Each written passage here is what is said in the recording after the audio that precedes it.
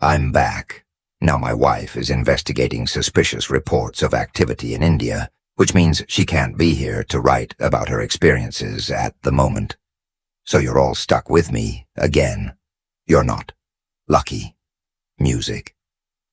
As I read the comments, I was amazed at how well-informed some of you were about the things that make noise at night. I'm almost proud to say that most of the commenters seem to have enough brain cells to not be a Lincoln in the wake of that story. I mentioned another encounter with a skinwalker, where I should have ended up like Lincoln. But no, he took pity on me. It was my 5th year of hunting. I thought I was a master hunter. I thought I'd seen it all, and been exposed to enough to not flinch until I met my first skinwalker. I was trained in Europe by my grandmother, the baddest grandmother ever. You know, now she was a teacher, almost 50 years, hunting, and it was cancer that took her. Possibly one of the worst monsters she ever faced. Now Grandma was used to a more superstitious time. Today we love our monster media top 10 lists, top 5, most dangerous, and of course, movies of the style we love. Of course, the misrepresentation of monsters in the media, it is something dangerous.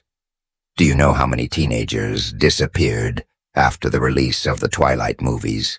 Too many. Let's get one thing straight. Werewolves are not cute, and vampires don't glow.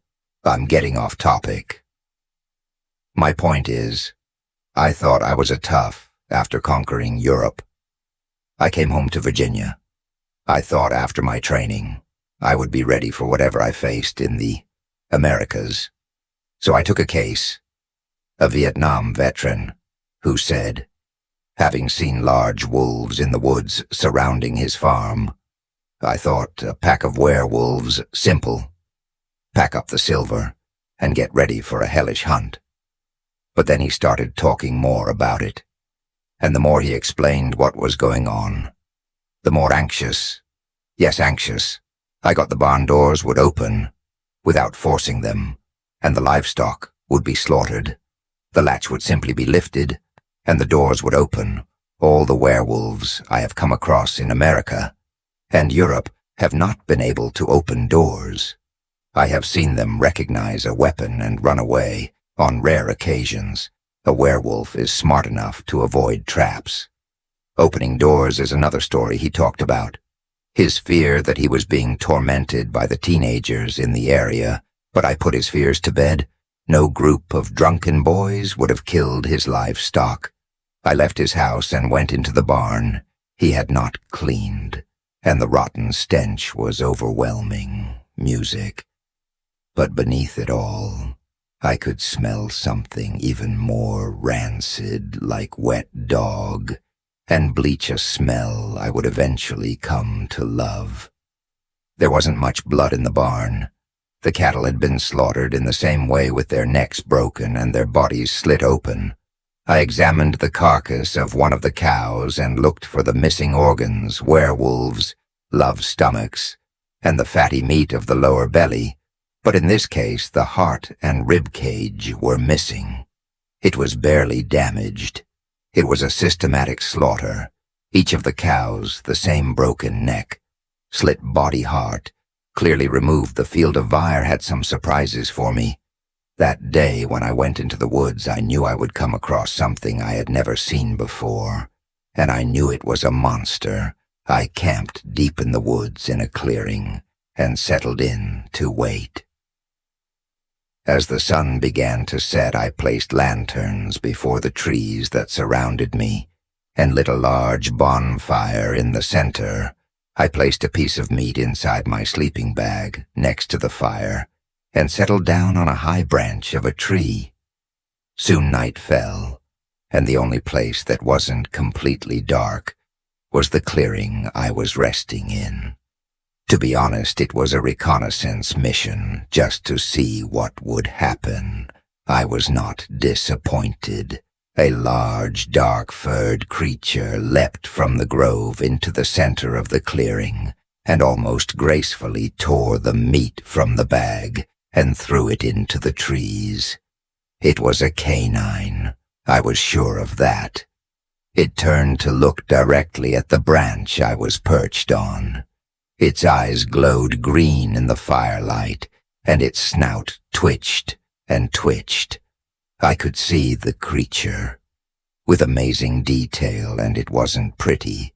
The back was covered in hair that thickened on the head and shoulders. The further down the body you went, the less hair you found. Yet its eyes seemed to meet mine. Now I'm going to be honest. This is the tried and true method for hunting lycanthropes. Set a trap, and wait for them to release it. However, it was not the tried and true method for hunting skinwalkers. It could smell me from hundreds of meters away, and it was smart enough to know how I stink a human. Yet I stood firm and calm. I knew it was there, but I would take it down. I grabbed my crossbow and hesitated. It hadn't attacked me. It was fucking ugly. But it didn't climb the tree or pull me from the branch. If I picked up a weapon, it surely would. Now it was its meeting. I was his. I did something fucking stupid. Never do what I did. Never I got down from the tree to face the skin shifter on the ground.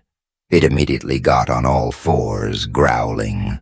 I grabbed my crossbow and aimed at the growling skin shifter. We looked into each other's eyes and held our positions in that fire-lit clearing for what seemed like an eternity. I had seen what this thing did to livestock. If it was the same beast, it would have no problem attacking me in the chest and splitting me in two. But as I faced this thing, I saw that its eyes were not the same amber of a werewolf, nor the dead white of a wendigo, were a soft green and showed an emotion I knew all too well, fear.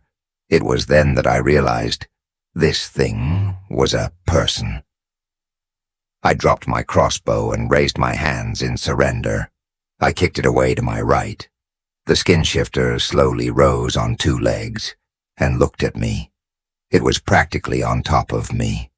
This was not what my grandmother taught me. She taught me to kill on the spot.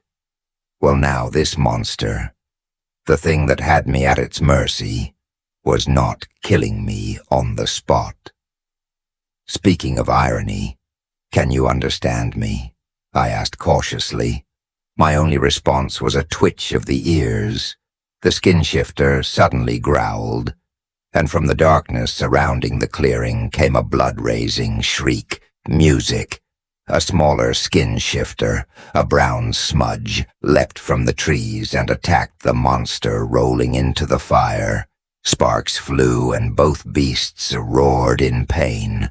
I rolled to the side and grabbed my crossbow from the grass, trying to understand what was going on. Blood was flying, and the monster Moreno was tearing at his opponent's stomach with his powerful hind legs. Music. I realized it was the beast that had killed the livestock. I aimed my crossbow and fired at the pile of monsters. It hit the smallest skinwalker, and it walked away, hissing. I was horrified. The thing was angry and covered in blood. It seemed to have 6 small breasts running down its chest, which suggested it was a female. Only now I know how weird it is. It was actually a female skinwalker that uses the skin, I guess, of a lynx to change. This female was grabbed by the male and pushed headfirst into the fire. As the beast's fur roasted, I could smell the urine that was evaporate from her. I reloaded my crossbow and fired again, hitting the hind leg of the female. She howled, and the male got behind her and sank his teeth into the back of her neck. She screamed, and her screams sounded more human. The more I heard them, finally the pressure on the neck was enough to make the female stand still. With a loud crunch, the male fell back with his torso and arm torn and bleeding. He looked at me. And I looked at him. I guess he assumed I was going to kill him. I admit after that display, I was fucking tempted, but I had finished my job well. Technically, the skin changer had done it, but I still didn't have to stay there. I turned around and let the male lick his wounds. I haven't heard anything else from that area since. So maybe someday I'll meet again, and we'll have a nice reunion. Or maybe both. Let's try to kill ourselves, if the years have hardened him. Like me. It's probably the second. Remember that if you like these stories, don't forget to hit the like and subscribe button. You can also leave in the comments the topics that you would like me to tell my nocturnal animals have a good night.